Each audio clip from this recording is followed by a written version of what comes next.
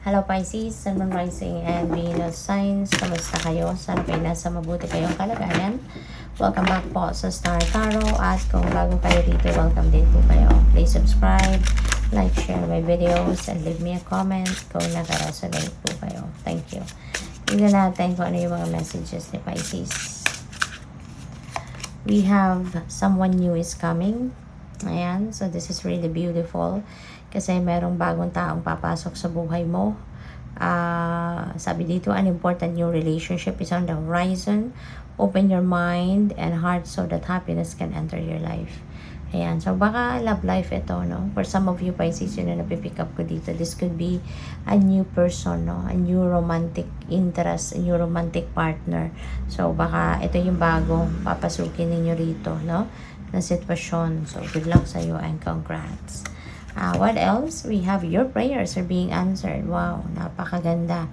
Sabi dito, your prayers are being received by the divine. Answers will come soon, although perhaps in forms you didn't expect. No? So it's going to be a surprise para sa iyo. Pero ang mahalaga dito, no, natanggap na ng divine universe ang dasal mo, and dadating na ang sagot. No? Dadating na yung kasagutan sa inyong mga dasal. Although, hindi siguro sa form na ine-expect ninyo, pero alalahanin natin lagi, magtiwala lang tayo sa Panginoon, because God always prepares something that is best for us. Diba? So, most likely, yung ipapadala niya sa inyo, yung sagot sa dasal mo is way better, no, ng kung ano man ang ine-expect mo.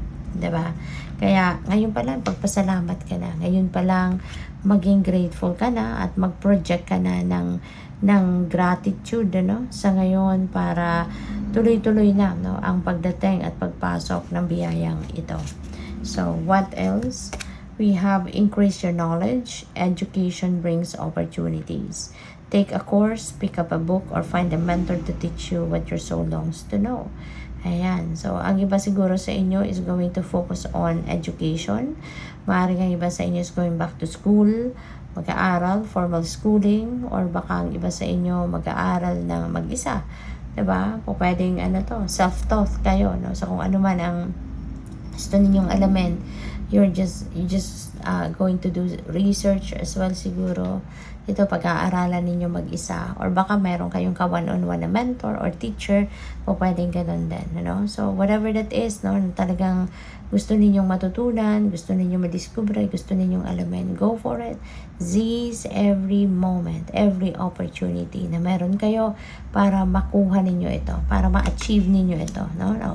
Na gusto ninyong matutunan, gusto ninyong malaman, gusto ninyong aralin, no? So, good luck sa'yo. So, tignan natin kung ano pa yung mga messages ninyo.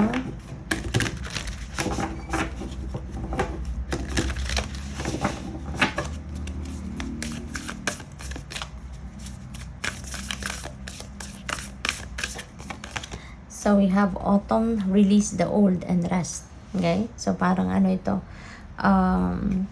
Fall season or autumn season sa inyo, no? This is a time of releasing old energies, no? At magpahinga ka muna before you start another chapter in your life, no? Yung parang take a breather muna, take a break, no? After na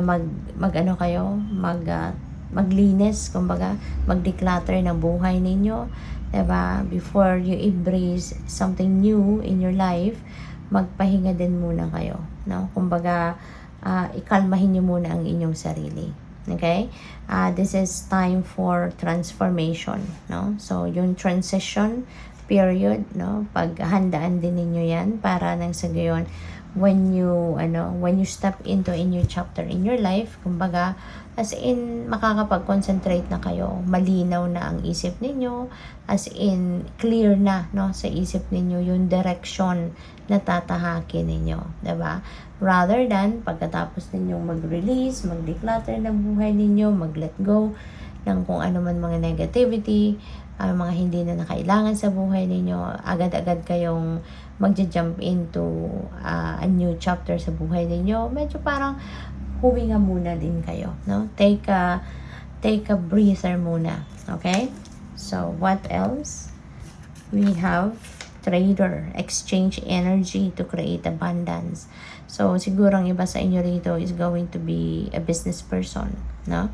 Or baka ang iba sa inyo dati na negosyante, and maybe you are going to open up a new enterprise, diba? A new business, additional, no, na negosyo, pwedeng ganon.